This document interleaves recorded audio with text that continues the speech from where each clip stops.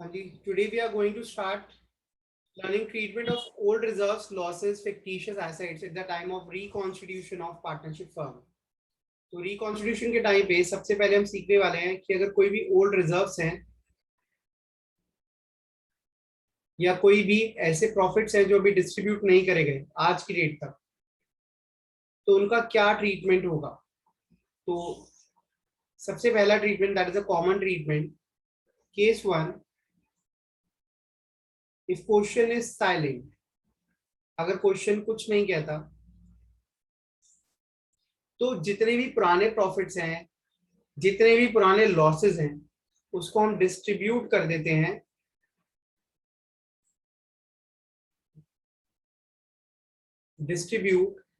और right of खत्म कर देते हैं in old profit sharing ratio. इसका मतलब है इनकी जर्नल एंट्रीज क्या होंगी, अगर रिजर्व्स हैं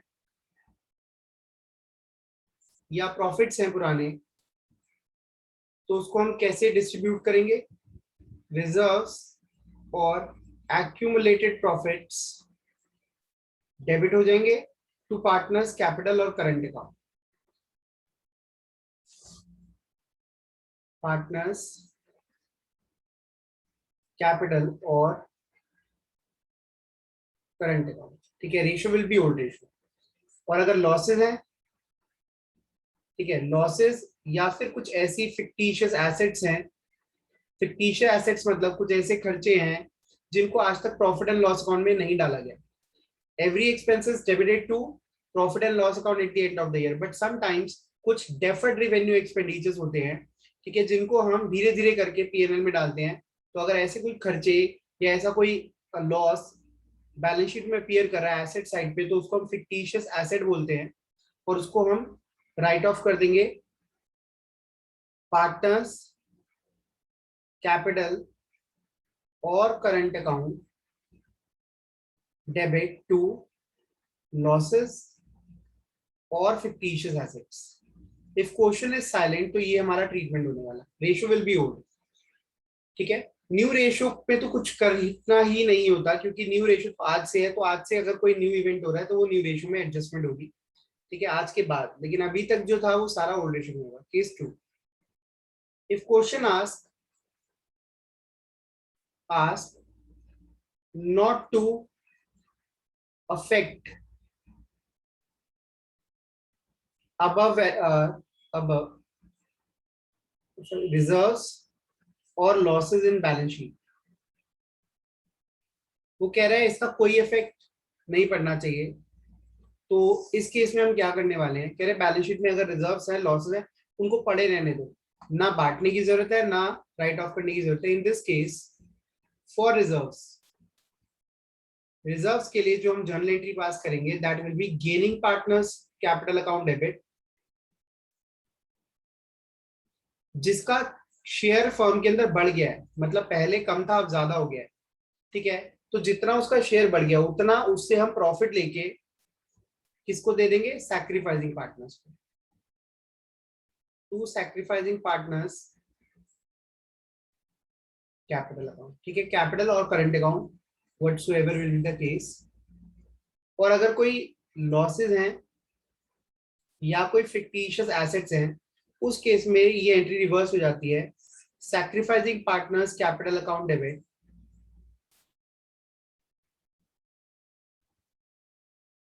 to gaining partners capital account,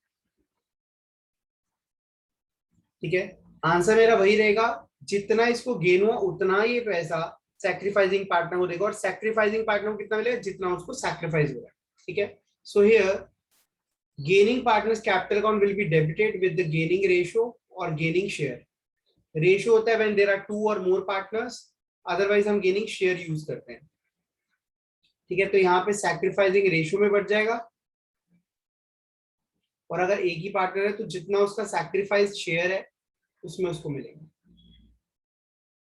gaining partner के साथ गेनिंग रेशियो आता है, सैक्रिफाइसिंग पार्टनर के साथ सैक्रिफाइसिंग रेशियो लगता है। ये बात याद रहेगी, कोई डाउट है तो पूछ लो। अब हम डिस्कस करने वाले हैं टाइप्स ऑफ रिजर्व्स के बारे में। रिजर्व्स कितने तरह के हैं और उनका ट्रीटमेंट क्या होता है, ठीक है। सबसे पहले जनरल रिजर्व। ठीक है, तो ये मैं वर्बली डिस्कस करूंगा, ज्यादा डेप्थ में नहीं जाएंगे। General reserve, it is a free reserve.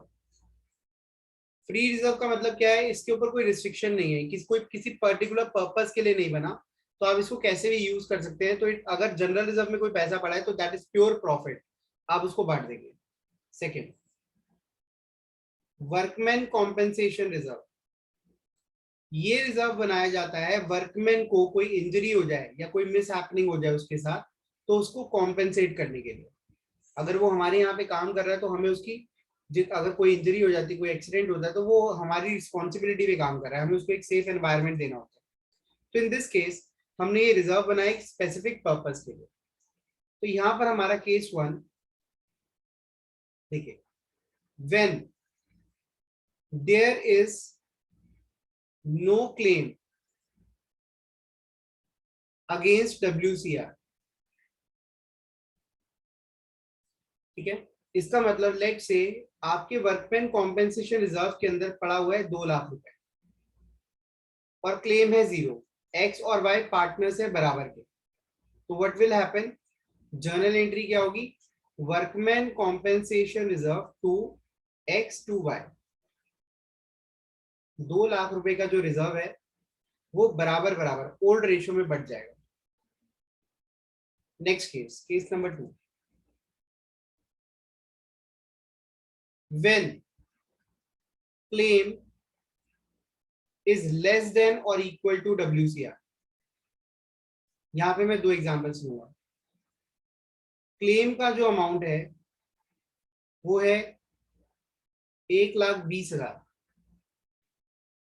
in this case what will happen, journal entry will be workman compensation reserve account debit, जिसके अंदर 2 लाख पड़े हुए थे, to claim against WCR account 1,20,000। 1,20,000 तो हमारा लायबिलिटी में चला जाएगा। कहा जाएगा, liability side of balance sheet, मतलब रिजर्व से पैसा निकल के लायबिलिटी में चला गया, और बाकी जो है पार्टनर्स में बढ़ जाएगा, एक्स और वाई में कितना, बराबर बराबर ओल्ड रेशियो में 40,000 40,000। ठीक है, example number 2, if claim is 2 lakh. अगर 2 लाख का क्लेम आ जाता है, what will happen in this case, इसमें जो आपकी जर्नल एंट्री होगी that will be workman compensation reserve account debit to claim account. 2 lakh रुपए का रिजर्व था, 2 लाख रुपए का क्लेम आया, आपके रिजर्व में कोई बैलेंस नहीं बचा। ठीक है, now we are moving ahead for case number 3, when claim exceeds WCR। Reserve से ऊपर क्लेम आ गया, मतलब जो आपने रिजर्व बनाया था उससे ज्यादा क्लेम है। लेट से क्लेम जो है आपका वो आ गया 2,50,000। Now what will happen, journal entry will be, first journal entry will be workman compensation reserve account debit। आपके रिजर्व में 2 लाख पड़े थे और यहाँ पे आ गया क्लेम, लायबिलिटी अगेंस्ट या क्लेम अगेंस्ट WCR, ये आ गया 2.5 लाख का क्लेम, ये तो लायबिलिटी में चला जाएगा, ये आपने देना है। अभी जो 50,000 है वो चला जाता है एक नए अकाउंट में। अगर कोई नुकसान होता है आप उसको कहाँ डालते हैं, प्रॉफिट एंड लॉस अकाउंट में, है ना। तो इसको भी हम प्रॉफिट एंड लॉस अकाउंट में डालते हैं, लेकिन profit and loss account generally and of the year बनता है। तो इन दैट केस हम इसके लिए बनाते हैं profit and loss adjustment account, क्योंकि ये हम रिकॉन्स्टिट्यूशन के टाइम पे एडजस्टमेंट्स कर रहे हैं। ठीक है, इसी का दूसरा नाम है रीवैल्यूएशन अकाउंट। मतलब कोई भी एग्जिस्टिंग लायबिलिटी, मतलब कोई भी लायबिलिटी आपके सामने आ जाए रिकॉन्स्टिट्यूशन टाइम पे जो एक्सेस हो, या कोई भी एसेट हो उस पे नुकसान हो जाए फायदा हो जाए, वो सारे कहाँ जाते हैं, profit and loss adjustment account या फिर रीवैल्यूएशन अकाउंट के अंदर चले जाते हैं। ठीक है, अच्छा, हम चाहे तो इसको ओल्ड पार्टनर्स में भी बांट सकते हैं, तो वो भी गलत नहीं है, लेकिन हम पहले प्रायोरिटी होती है रीवैल्यूएशन अकाउंट में डालना। नुकसान तो पुरानी लायबिलिटी है, ये पुराना क्लेम है, पुराने रिजर्व्स हैं, तो इसको हम पुराने पार्टनर से पुराने रेशियो में लॉस को बांट सकते हैं, लेकिन प्रायोरिटी होती है रीवैल्यूएशन अकाउंट बनाना। इसमें कोई डाउट है तो पूछ लो। नेक्स्ट, अब देखिए ये एक लॉस बन गया 50,000 का। इस लॉस को हम पार्टनर्स पे डिस्ट्रीब्यूट कर देते हैं, एक्स और Y to profit and loss adjustment account.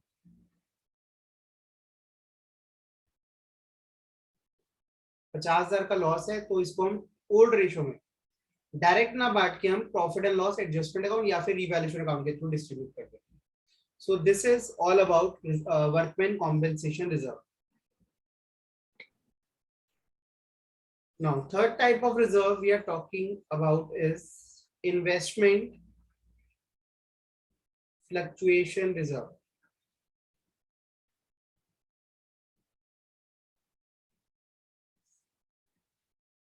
Investment fluctuation, इसका मतलब क्या है? अगर आपने कहीं पर कोई पैसा इन्वेस्ट कर रखा है, लेट से 5 लाख रुपए, अब मार्केट वॉलेटाइल होती है, ठीक है, प्राइसेस बढ़ते भी हैं और कम भी होते हैं, ठीक है, फ्लक्चुएशंस रहती हैं। तो अगर प्राइस बढ़ रहा है, प्राइस ऊपर जा रहा है तो कोई प्रॉब्लम ही नहीं, ठीक है। लेकिन अगर प्राइस नीचे जा रहा है तो टेंशन वाली बात है, ठीक है। तो प्राइस कम हो जाएगा तो ये जिस इन्वेस्टमेंट सपोज हमने किसी पर्पस के लिए करी थी तो वो उतना पैसा भी नहीं मिल पाएगा, हमें नुकसान हो जाएगा। तो कई बार हम इसके लिए भी एक रिजर्व क्रिएट कर लेते हैं। लेट से मैंने एक रिजर्व क्रिएट कर लिया IFR 1 लाख रुपए का। मैंने सोचा यार 5 लाख रुपए की इन्वेस्टमेंट करो, 1 लाख रुपए कभी वैल्यू गिर भी जाती है तो मैं रिजर्व में पैसा रख लेता हूँ, मैं इससे यूटिलाइज कर लूंगा, ठीक है। तो इस तरह की मार्केट फ्लक्चुएशन से मीट के लॉसेस को मीट आउट करने के लिए हम इन्वेस्टमेंट फ्लक्चुएशन रिजर्व बनाते हैं, ठीक है। अब इनको ट्रीटमेंट क्या है ये देखिए। Case number 1, if market value of investment do not fall, ठीक है, मार्केट वैल्यू गिरती नहीं है। लेट्स से IFR हमारे पास है 1 लाख रुपए का ही ले लेते हैं, और इन्वेस्टमेंट की जो वैल्यू है दैट इज 5 लाख, ये इसकी बुक वैल्यू है, और मार्केट वैल्यू हो गई है इसकी 6 लाख, वैल्यू बढ़ गई है।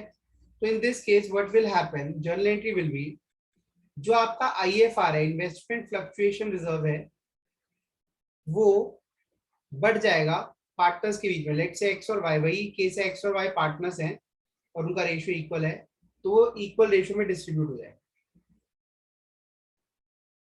क्योंकि कोई नुकसान तो हुआ नहीं, इनफैक्ट आपको फायदा हो रहा है, आपकी इन्वेस्टमेंट की वैल्यू बढ़ गई है, ठीक है। Case number 2, if fall in market value is less than और अप टू IFR। इसमें एग्जांपल नंबर 1 है,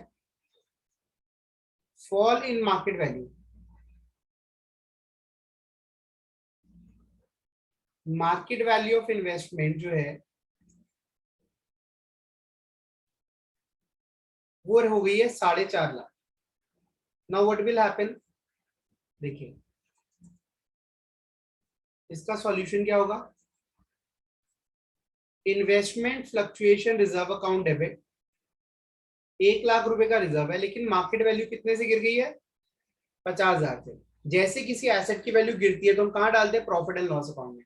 बट अगर हमने ऑलरेडी रिजर्व के अंदर वो पैसा डाल रखा है तो इसका मतलब प्रॉफिट एंड लॉस अकाउंट से तो हम पहले ही 1 लाख निकाल ही चुके हैं, ठीक है। तो इन दैट केस वो जो फॉल इन एसेट है, fall in value of asset है, वो हम उस रिजर्व के साथ एडजस्ट करते हैं, ठीक है। तो इसको प्रॉफिट एंड लॉस अकाउंट की जगह ये IFR, ये IFR भी कहां से बनता है, प्रॉफिट एंड लॉस अकाउंट से ही आता है इसमें पैसा। तो हम प्रॉफिट एंड लॉस अकाउंट में डाल चुके हैं। अब ये जो पैसा हमारा है ये यूटिलाइज करेंगे अगर कोई नुकसान होता है तो। 50,000 रुपए का हमारा नुकसान हो गया, इन्वेस्टमेंट की वैल्यू गिर गई। अच्छा, अब इन्वेस्टमेंट की वैल्यू कितनी रहेगी, इन्वेस्टमेंट की वैल्यू 4.5 लाख रहेगी और यही बैलेंस शीट में अपीयर करेगी, और बाकी जो फायदा है, रिजर्व है, वो बढ़ जाएगा 25,000 ओल्ड पार्टनर्स ओल्ड रेशियो। इसमें कोई डाउट है तो व्यू में आ सकते। एग्जाम्पल नंबर 2,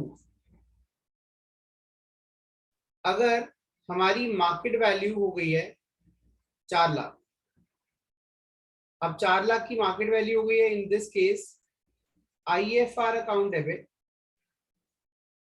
1 लाख का रिजर्व है और इन्वेस्टमेंट की वैल्यू 1 लाख से ही गिर गई है, ठीक है, तो बचा क्या, 0 हो गया रिजर्व। तो इन दिस केस रिजर्व 0 है तो कुछ भी नहीं बचने वाला। अब case number 3, when fall in market value is more than IFR, IFR से ज्यादा है। इसका एग्जांपल है, लेट से मार्केट वैल्यू जो है हो गई है 3,50,000। Now what will happen, journal entry will be IFR account debit, 1 lakh का IFR था, अब मार्केट वैल्यू हमारी 3.5 लाख रह गई, मतलब इन्वेस्टमेंट की वैल्यू 1.5 लाख रुपए से गिर गई। In this case, any excess loss will be debited to revaluation or profit and loss adjustment account, ठीक है, और ये नुकसान पार्टनर्स में बाद में बच जाता है, ठीक है। इस पे कोई डाउट है तो पूछो। प्रॉफिट एंड लॉस अकाउंट के बारे में बात करने वाले हैं हम, ठीक है। Profit and loss account indicates profit as well as loss. तो अगर इसका क्रेडिट बैलेंस है, क्रेडिट बैलेंस इंडिकेट्स प्रॉफिट्स, और अगर इसका डेबिट बैलेंस है तो ये इंडिकेट क्या कर रहे हैं, लॉसेस जो अभी तक डिस्ट्रीब्यूट नहीं करे गए। तो दोनों का ट्रीटमेंट क्या है, दोनों को ही हम डिस्ट्रीब्यूट कर देते हैं। That's it. ये प्रॉफिट्स हैं तो ये कहां पर आएंगे, लायबिलिटी साइड पर दिखते हैं, लायबिलिटी साइड, और अगर लॉसेस होंगे तो वो आपको एसेट साइड पे दिखेंगे। दैट्स इट, इनका बिल्कुल जनरल रिजर्व वाला ही ट्रीटमेंट होता है। अच्छा, एक और केस आता है एम्प्लॉय प्रोविडेंट फंड को लेके, कई बच्चे कंफ्यूज हो जाते हैं। एम्प्लॉय प्रोविडेंट फंड, देखिए एम्प्लॉय प्रोविडेंट फंड क्या होता है, अगर कोई एम्प्लॉय कहीं पर जॉब कर रहा है, ठीक है, तो उसका जो बॉस है, उसका जो एम्प्लॉयर है, वो लेट से उसकी सैलरी 20,000 है, तो 20,000 का 12%, 2,400 रुपीज काट कर उसको बाकी सैलरी पे कर देता है, 17,600, और ये 2,400 रुपए उसके जोड़ता रहता है हर महीने। जब भी ये रिटायर होता है या फिर जब भी ये टर्मिनेट करा जाता है, तब ये प्रोविडेंट फंड का पैसा हम उसको वापस कर देते हैं विद इंटरेस्ट, ठीक है। इससे क्या होता है, उसकी सेविंग्स जुड़ जाती हैं जो as per government, as per law's mandate है। तो ये जो 24,000 रुपए इकट्ठा होता रहता है, इसी को बोलते हैं एम्प्लॉय प्रोविडेंट फंड, ये हमारी लायबिलिटी है, तो इसको कभी भी रिजर्व की तरह ट्रीट ना करें, ठीक है। इसके अलावा एक होता है कंटिंजेंसी रिजर्व। कंटिंजेंसी रिजर्व का मतलब है हमारा कोर्ट में लेट से कोई केस चल रहा है, ठीक है, कोर्ट में कोई केस चल रहा है जिसका अभी कोई आया नहीं है, डिसीजन नहीं आया, तो हम केस हार भी सकते हैं और जीत भी सकते हैं। तो अगर हम हार गए तो इसी में से वो पैसा दिया जाएगा, तो इन दैट केस हम इसको आगे एज इट इज मेंटेन भी कर सकते हैं। और अगर अभी तक कोई केस नहीं आया या हमें लगता है कि भाई अभी कोई ना कोई डिसीजन आ जाएगा या आ गया है, तो इन दैट केस हम इसका ट्रीटमेंट एज पर सिचुएशन करते हैं, या फिर क्वेश्चन जो बताएगा उसके अकॉर्डिंगली करेंगे। जनरली क्या होता है, इसे डिस्ट्रीब्यूट कर देते हैं, अगर कोई भी, ठीक है, कोई भी हमारा नोट नहीं गिवन क्वेश्चन के अंदर तो हम इसे डिस्ट्रीब्यूट कर देते हैं। कोई डाउट है तो पूछ लो। अब आ जाते हैं, बात करते हैं फिक्टिशियस एसेट्स के बारे में।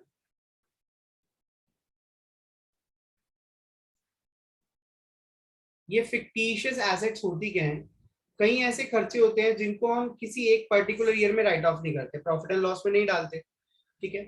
जैसे कि एडवर्टाइजमेंट पे हमने कोई हैवी खर्चा कर दिया, तो उसको हमने एडवर्टाइजमेंट सस्पेंस अकाउंट में डाल दिया, उसको धीरे धीरे करके राइट ऑफ करेंगे। या फिर कोई भी ऐसा एक्सपेंडिचर जिसको हमने मिसलेनियस हेड में डाल दिया, मिसलेनियस एक्सपेंडिचर, या कोई अदर डेफर्ड रेवेन्यू एक्सपेंडिचर, जिसको आज खर्चा तो हो चुका है, पैसा हम दे भी चुके हैं, लेकिन हमें लगता है उसको धीरे धीरे करके हम एक साल में राइट ऑफ ना करें, धीरे धीरे प्रॉफिट एंड लॉस में डालेंगे। तो उस केस में क्या होता है, वो एसेट साइड पे अपीयर करने लग जाते हैं और उनको हम फिक्टिशियस एसेट्स का नाम देते हैं, क्योंकि वो एक्चुअल में एसेट्स नहीं, एक्चुअल में वो लॉसेज हैं या फिर वो खर्चे हैं। तो इनको क्या करेंगे, इनको हम राइट ऑफ कर देते हैं, right of in old profit sharing ratio, मतलब खर्चे को एक तरह से बांट देते हैं। पार्टनर्स में, और पार्टनर्स की कैपिटल कम हो जाती है और ये खर्चे खत्म हो जाते हैं। इसमें कोई डाउट नहीं है।